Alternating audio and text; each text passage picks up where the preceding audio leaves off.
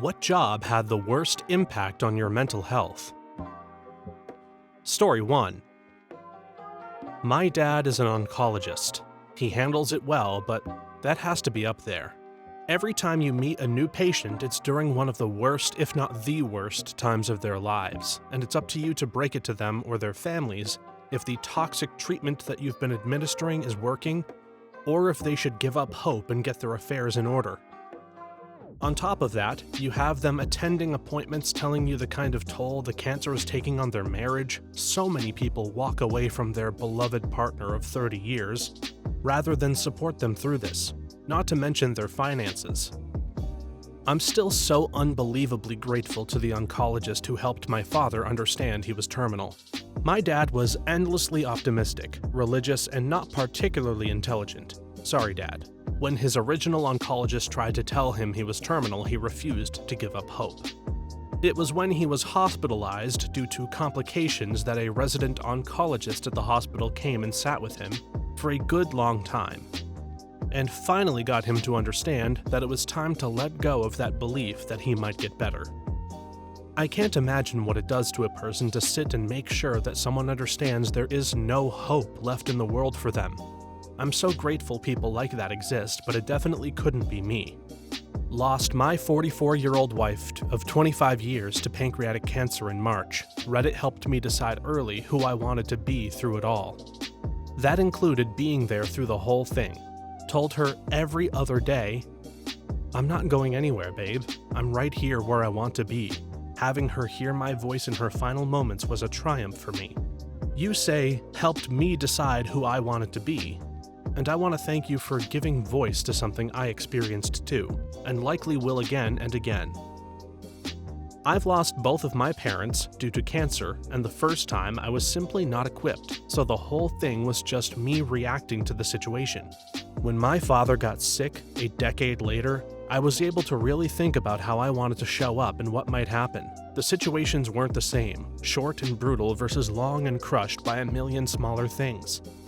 My sister thinks this is a little bizarre, that I could change my internal response that way, but it made a world of difference, and I think made my relationship with my father in the end. I'm a nurse, used to be in oncology myself. Let me tell you about the worst conversation I've ever had about finances. A patient of mine, maybe mid-30s if I recall correctly, wasn't exactly well off, but she had good insurance to get good chemotherapy as soon as she needed it. I met her kids, who were approaching adulthood, one about to start college. They were gamers. And so was I, so I always chatted with them about games. Their mom was so nice, really pleasant, brought donuts for the staff, and was always understanding when we were running behind, which is honestly a blessing in healthcare. Her husband was such a nice dude.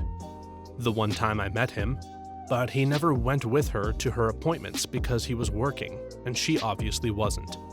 One day, she's clearly stressed out, very flustered. She was solo that day, so it was just me and her, and she very quietly asked me, "If I stopped treatment now, what do you think my chances of living are?" It's a question that I've been asked before, and the answer is always, it depends. I asked her why she was asking because typically the side effects are tough, and I always try to give them advice on how to mitigate the side effects because it can be extremely tough. She said, not an actual quote, but close, "I just don't know if I want to take away from my kids' college. My husband is working all the time to make up the difference, but we're in debt, and I don't know. Maybe I should just save the money, buy them cool Christmas presents, then save for their future. I don't want to leave my husband in a mountain of debt." I didn't know what to say. What can you do, you know? What's the greater good here? Die and leave your family a good life, or try to survive with the possibility of death still and leave your family destitute? Do you want to spend more time with your kids, or do you want to look toward their future, albeit without you in it anymore? I cried with her because I couldn't help her. It absolutely sucks that this country has us making these choices. I left that job before she completed her treatment, but I want to believe that she survived and her family's doing okay, but I have a feeling that that's not true. Story 2. First responders will eventually watch a person die right in front of them. More than likely. Definitely have seen multiple die, as well as plenty of already dead, brains on walls, etc. None of it was nearly as bad as responding to a dying infant and then having to stand around while EMS was going through the motions for the sake of the parents. My ex was a cop. He told me a lot about people dying in front of him and how they stared at him coughing up blood, looking very scared from being shot. Or he had calls where kids died and the parents lost it. He had a hard time, especially with the kids being hurt. It really bothered him off the job. My cousin was in Illinois as a state trooper. Tell me the same. He made it to retirement, but 10 years in, I remember him saying he was thinking about quitting because he couldn't bear to show up at another dead teenager's door with the news. Medical personnel as well. In her 10 years or so as a nurse's aide in assisted living homes, my wife had over 120 people die in her arms. She would come home, quiet, tear tracks on her cheeks, and I knew. I would cuddle her, take care of her, and tell her we loved her. I can vouch for medical personnel. My partner recently retired after spending 15 years as an ER nurse. The job took a huge mental toll on her. There's a reason she retired the first day she was eligible. She was absolutely done seeing and dealing with the absolute worst of humanity. Working through the pandemic and seeing so many preventable deaths caused by stupidity and hubris was the last straw. Every once in a while, she opens up and gets emotional about what she has seen. Blood, gore, pain, abuse, insanity, death, the worst of what the world has to offer. Saying it's horrific is an understatement, especially when it comes to infants and young children. First responders and medical personnel are a different breed. I work in EMS dispatch, answering medical 911 calls. I've lost count of how many people have spoken their last words to me over the phone. It's an awful feeling when suddenly the person you're talking to stops responding. You can hear the agonal respirations as their brainstem takes over in a last-ditch effort to make the person breathe. And you know there's not a damn thing you can do to help them. You just have to hope the medics get there soon. With that being said, these usually aren't the calls that really affect mental health for me. Terrible things happen in this world, and without our help, there's a 100% chance these people would die. We get the chance to try to help. We get to intervene. And every once in a while, we get to save a life that certainly wouldn't have made it without our help. It's an incredible honor to know someone may be alive today because of the work that I've done. Story 3. It's not the worst. See, first responders and apparently veterinarians, but being an inner-city public school teacher broke me. Look again.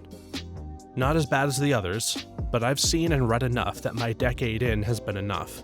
I've had students murdered. One kid was shot for $12 worth of weed.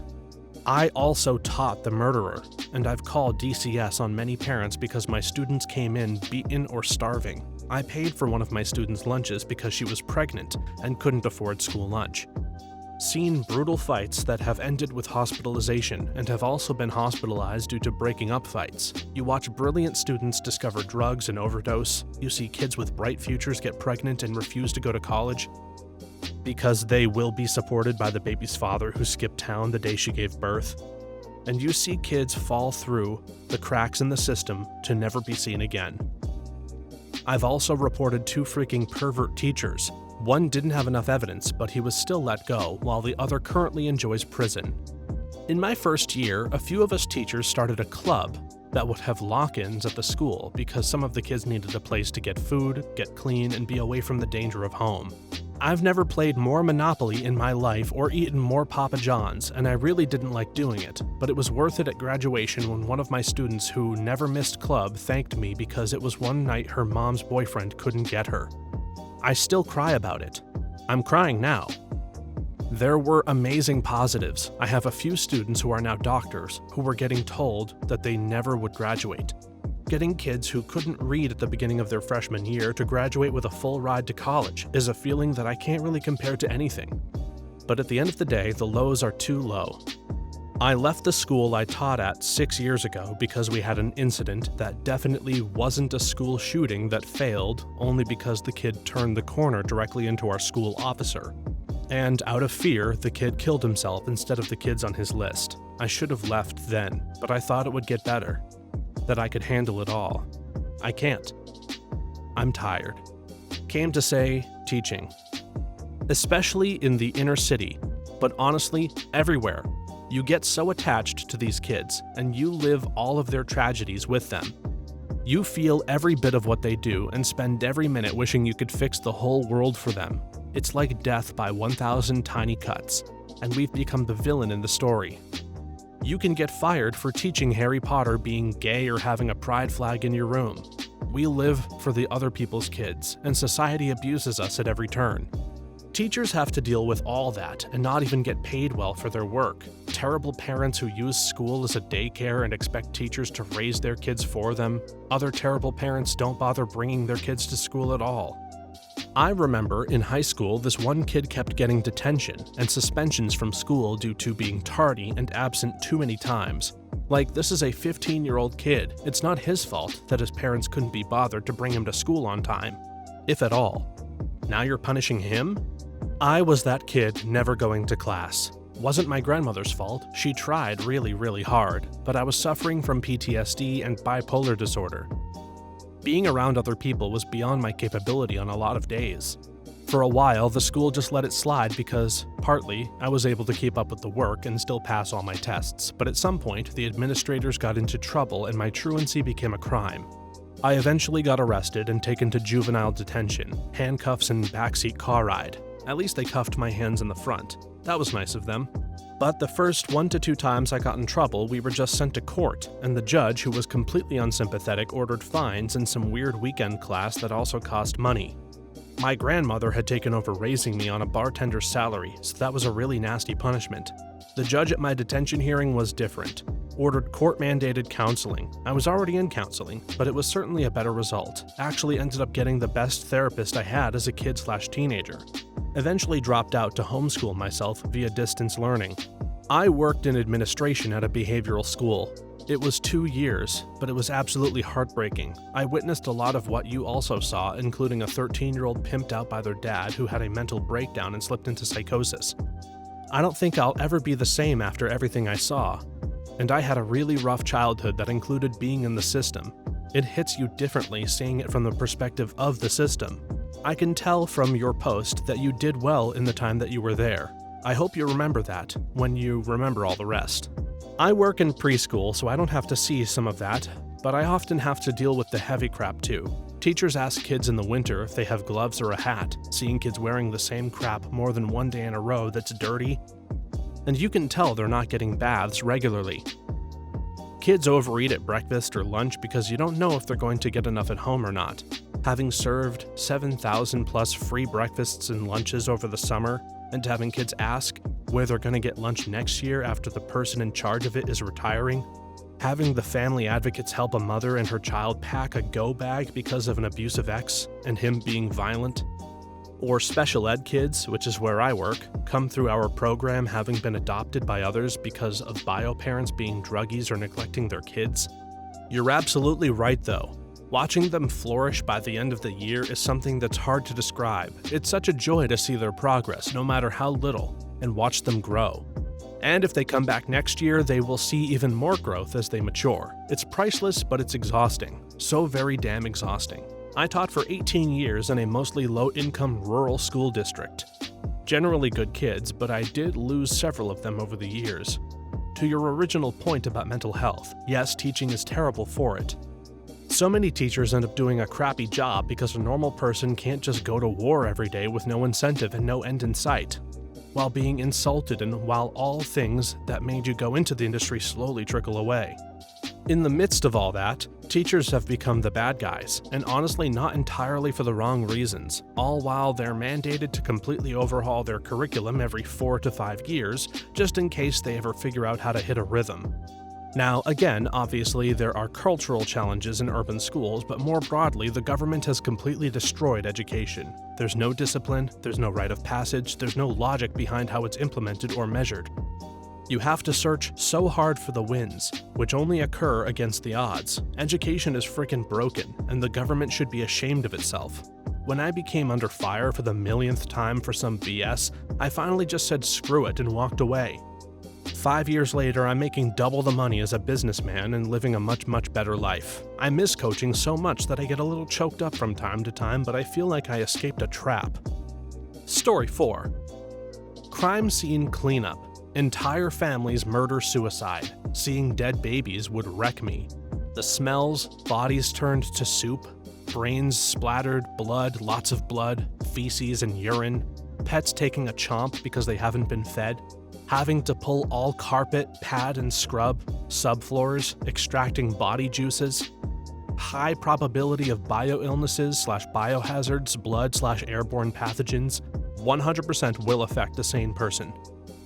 I remember there was a guy who did that for a living and would post photos and write-ups on his personal blog back in the early 2000s. I'll never forget the one where he responded to the home of an old man who had a heart attack and died while taking a bath. The man lived in a cabin in the woods, and the water was heated via propane burners, which had been left on for days/weeks until his remains were found. The cleanup guy wrote that he and the local police tried to pull the body out of the water, but his leg bones were pulled right out of the flesh, as the old man had essentially been turned into soup from sitting in hot water for so long. They ended up scooping his remains out with buckets. I'm a mental health counselor and have had clients who had family murdered and then had to pay thousands of dollars for the cleanup. I've had other clients who couldn't afford it and so literally had to clean up their family members' brain matter off the wall. It's crazy to me that, where I live anyway, it isn't a public service, like police or firefighters. Were you hired privately? I'm curious if it's a public service anywhere. My neighbor from childhood did this. He was able to detach himself from the traumatic side. He ran a service master outlet. Sometimes he was cleaning up after a fire or a flood. Sometimes he was cleaning up after a guy hung himself and nobody found him for a couple of weeks, and his neck stretched out to 3 feet. When he was in the army, he saw a guy jump off of a building to his death on base, and it didn't bother him emotionally. That's when he knew he could do something like this as his ultimate career. The dude made serious bank. He was one of 3 companies in a huge geographical area and was the preferred vendor for all of the major insurance companies. I have a friend who works in an aspect of forensics. She's seen some crap, described it as 95% boring as hell lab-based drudgery and 5% sheer horror. She thought she was compartmentalizing things quite well, but it became clear over time that a few crime scenes in particular had a lasting effect on her mental health, which affected friendships and her social life. Had to move away for a bit. Transferred somewhere else, ostensibly to be closer to family, but underlying reason was to move somewhere with less violent crime. Got therapy, but still took her a few years to really come to terms with it. Story 5. Any job where every day you are constantly being exposed to other people's trauma. Secondhand trauma day in and day out wears on mental health. Maybe not so surprisingly, as a waitress/customer service rep multiple times in the past, I was exposed to tons of secondhand trauma. That's the heaviest part about working with the public, especially in small communities. I've seen people at their worst and seen them come in days later with their family pretending to be fine. I've watched people drink themselves into oblivion night after night.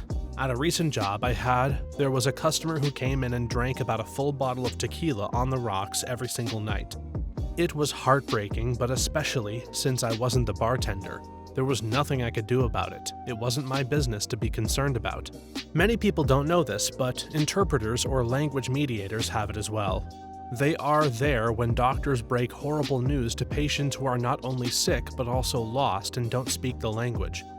They're there through psychotherapy. They're there through social work, confessions, police interrogations, and trials. And what's horrible for them is that, at least in many European countries, they are ethically obliged to translate everything by using the first person. I am a researcher and I study this. I talked to many interpreters who went through extremely rough patches because they had to mediate stories of torture, rape, and death, all by saying, "This happened to me." It really does something to you. My mother went into a very dark place in her life working in a psychiatric ED on the evening shift for almost 10 years. She was offered a job with a 2-time salary and pension, and was on the fence. The second I heard about it, I put my foot down and told her I wouldn't be in her life anymore if she didn't take the job, because I couldn't watch her absorb all of this pain every day, so she took it. She still works in psych, but I can't imagine what she experienced every single day. Yep, I've run a DV agency, shelter and 24-hour hotline, and a prison hotline. The hardest thing about hotline work is really not knowing if you will hear from someone again and if they will be okay. Honestly, keeping prisoners safe from guards can be a lot harder than keeping people safer from interpersonal violence. Unless their perpetrator is a cop, guard, or prosecutor, all of it can really make you question who we are as people. and the systems we think are going to make a difference in our lives and communities. We are, in fact, so isolated from each other that we often don't know if people are alive. All I can say is I think the best thing we can often do for each other is just be there. Text messages, phone calls, and physically just sitting with people, even if it's folding laundry or doing tasks. It doesn't matter. Show up. I work in the mental health field, processing incoming clients, not a counselor or psychologist. The number of times I've had to sift through background information from clients who immediately dump all of their trauma at once on me, thinking I'm going to be their counselor. Clients who've called me begging to help them. I sat on the phone with a sobbing woman telling me her husband was about to leave her. I had a client blame me for their breakup with their partner because I couldn't get them scheduled fast enough. Sometimes it truly feels like my actions alone are what will save or break someone's marriage, relationship with a family member, or just mental state in general. I know it's not on me, but years of doing this work have really worn me down. Add being understaffed and a toxic work culture on top of that, and it's really just a recipe for disaster. Anyway, I'm starting therapy for the first time myself in a couple of weeks. I hope everything goes well. Story 6. Veterinarians have some of the highest rates of suicide. I'm going with that. I worked as a vet tech, and honestly, people mess up things with animals all the time, but after becoming an actual nurse, it got worse, the things that are seen and heard. Being a vet tech was not as bad as being in human medicine, but it is surprisingly harsh. Loving animals was cool, but they aren't cared about much by a lot of people, and you see more gore. The vet hospital I worked for had a social worker on staff. One of the things that were explained to me about it, I did IT, was that every vet/nurse was a huge animal lover and they work with nothing but sick animals, which is massively depressing. The other thing is that people who aren't great in social situations think, I'll join a vet, then I only have to deal with animals. Except they are all alike, which means you have an entire staff that isn't good with dealing with other humans with whom they need to interact a lot. Not to mention distraught owners. I have several stories, both endearing and heartbreaking. My sister was a vet. She committed suicide 9 years ago. She had a postdoctoral degree from Cornell in shelter medicine. She was brilliant and beautiful. She had problems way before deciding to be a vet, and I think being one made things worse. Sensitive people who love animals tend to go into the profession. Sometimes people love animals because it's one of the best relationships they ever had. And the animals helps them with their trauma, so they decide they want to save all the animals. Then vets have to poison animals to death all the time, and they will eventually lose a patient in surgery, and it feels to some like they caused the death of a child, basically. My sister did 25 or so surgeries a day when she worked at the Humane Society. Mostly spay/neuter, but she had a trauma patient, a golden retriever, and she lost him. Not even her fault, but she couldn't let it go for months. They are always around death. They're smart and more likely to be depressed. They're underpaid as hell and often have significant student loans. And then they're experts in euthanasia. My sister called earlier attempts at suicide euthanasia. I think euthanasia should be avoided more than it is. Giving pets pain meds and letting them hold out as long as possible would be a better option often. My sister was all about designing a no-kill shelter program. She was applying for a position at the Royal Veterinary College in London, basically setting up their shelter medicine program and teaching shelter medicine. It just kills me that so many animals have suffered from her death. Also, I don't get free vet advice. TLDR, there are multiple factors working against the mental health of veterinary professionals. Higher emotional sensitivity, witnessing trauma-inducing deaths that aren't even validated in our culture, access to means of suicide, and real money problems that a person with that much medical education doesn't deal with in human medicine. It's a perfect storm. Vets who read this, I know it's gotta be tough, but the service you provide to parents like me, who truly cherish their animal companions, is invaluable. I recently had the unfortunate experience of one of my dogs undergoing a quick and severe health issue, and when we took him to an emergency vet very late on a Sunday, the techs told us it was very unlikely they could accept him, because there was only one vet and they were already full. But my dog was in bad shape and the vet stepped in and agreed to see him. Unfortunately, there was nothing that could be done for him due to a ruptured splenic mass. but the vet and techs took amazing care of my dog, his pain, our grief, and all the things that came with it. I didn't get to leave with my dog, but no one knew that it was going to be the case. And every step of the way, the vet was certain he'd give us the space and care needed to get through it. I think about that vet, and how she could have said, "Not today, I'm too busy," etc. And though she could not save my dog's life, she saved a little part of mine and my spouse's that night. I was able to say goodbye to my boy and spare him any extra pain and suffering, and that vet saved me from that and allowed us to say goodbye in the best possible way we could at the time. So, like I said, I know it's tough, and I know some days are dark, but there are those of us who understand the value you provide. Even in those darkest of moments, no one should have to bear a job they can't commit to. But if you are one of those vets who perseveres through those moments, I salute you. I hope you understand that even though you only knew my pet for a short period of time, and you may not see me after they are gone, I will never forget those small decisions that made one of my darkest moments just a bit more bearable. Story 7. I don't know if it's the worst, but maybe I'm a retired detective. In the latter part of my career, I was tasked with running our Special Investigations Unit. One of our responsibilities was computer crimes. 95% of those were child sexual abuse media investigations and child porn to the layperson. I trained and got certified in computer forensics. As a result, I spent many hours poring through thousands upon thousands of child sexual abuse images and videos. The seething, white rage that would build up inside of me would necessitate an occasional break to go punch a wall or other inanimate object.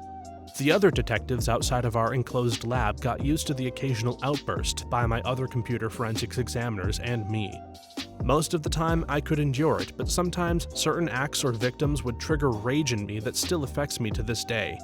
This in spite of the mandatory and regular therapy for our examiners that was established by policy. There is no redemption for people who abuse children.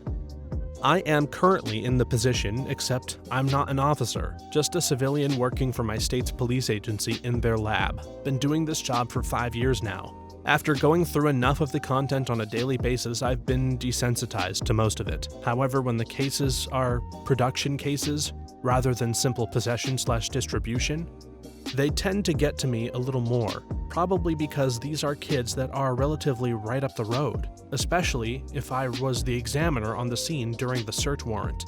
We had civilian examiners too. I too became desensitized after a while. You tend to see the same series repeatedly, as you know.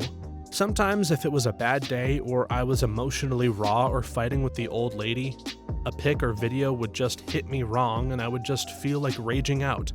Thankfully, production cases were a lot rarer than possession cases, as you're aware. Those enraged me more, but it sure was satisfying sending those jokers to federal prison. Side question, how many of your suspects tried or succeeded at offering themselves? Honestly, none to my knowledge. Since I'm with the state, my lab provides services for any agency that requests assistance with forensics as well as the unit's detectives. So I've been the examiner for many different detectives all over the state, from local guys up to the feds. It's kind of difficult for me to keep up with the status of the suspects after I've handed the evidence back over. Contact kind of drops off at that point unless a subpoena appears in my email down the line, and I'm already 7 other cases deep. My mother is still married to the man that molested my brother and me and beat the living crap out of me for 7 or 8 years. We even told the police. I don't know how he never managed to get convicted. But it involved a detective allowing my mother to pretty much force us to drop charges by threatening to kill herself and telling us we would be homeless.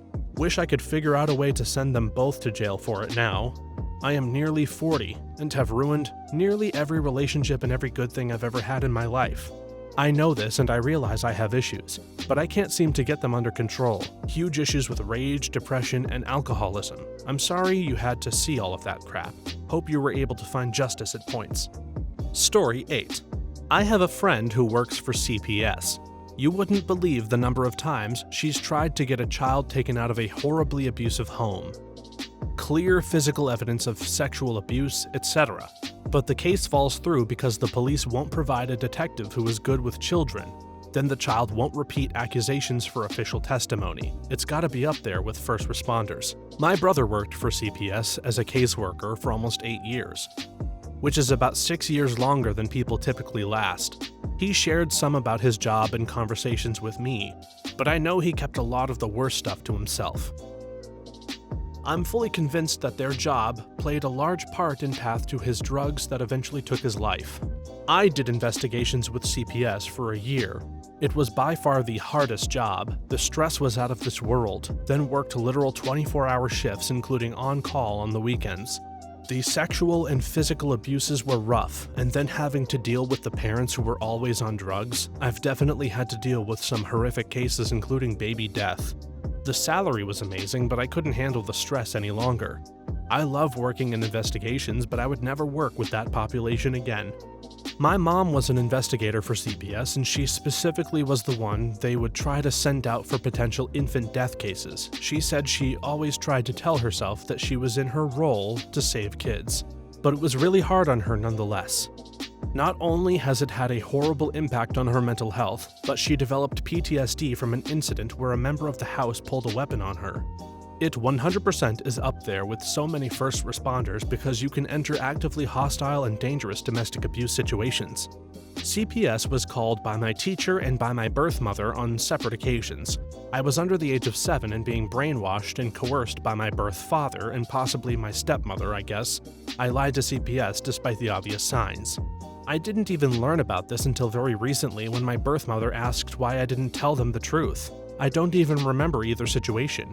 How different my life would have been had I just told the truth. As a former CPS investigator, it depends on where you work. The detectives I worked with were the best of the best. They worked diligently to solve cases and were a great resource. I am thankful for the good ones. There are bad ones, of course, just like there are bad CPS workers. However, the problem in my county was the office director. They did not care about keeping children safe. They would rather keep children in the home with unsafe situations than remove them. I quit due to this. I could not stand to leave children in unsafe situations because data showed we removed at an insert rate more than another county. Data and child safety can never be compared. Data can't answer if a child is unsafe in a home. To add, CPS workers should definitely be up there with first responders. We had to go out on our own to homes with terrific sex abuse, domestic violence, etc. Majority of the time we had to call law enforcement out because it was so bad. I have responded to infant fatalities, child fatalities, horrific sex abuse, domestic violence with murders involved, physical abuse with children who were close to being killed, and more. CPS workers would last longer if they were supported by management. It does take special people to not burn out. I did 5 years, and my breaking point was management refusing to remove infants and young children from the home. Mom was the sole caregiver. She was severely intoxicated, BAC of 0.21, and high. Mom was in psychosis. The infant was left in unsafe sleep and under mom. Law enforcement thought the infant was DOA. Mom beat an animal to death in the kitchen and there was blood everywhere. The infant and 2-year-old were home at the time of this. I was not allowed to remove the children because the mom was appropriate but needed extensive services. Law enforcement worked diligently with me. A special hearing was called and the judge was livid that we didn't remove the children. I agreed with him, but because of CPS's good faith policies, I could not give my personal opinion on the stand. I quit over this case. I couldn't keep the kids safe because management wouldn't let us do our job. I was one of 26 plus people that quit within that year. Screw toxic management. There is so much to say, but I don't have the energy. Thanks for watching and/or listening until the end. If you have a similar story to these that you would like to share with us, please leave it in the comments below. If you enjoyed this video, please leave us a like and subscribe. For more videos like this one right now, please stop by our channel. Thanks again, and see you next time.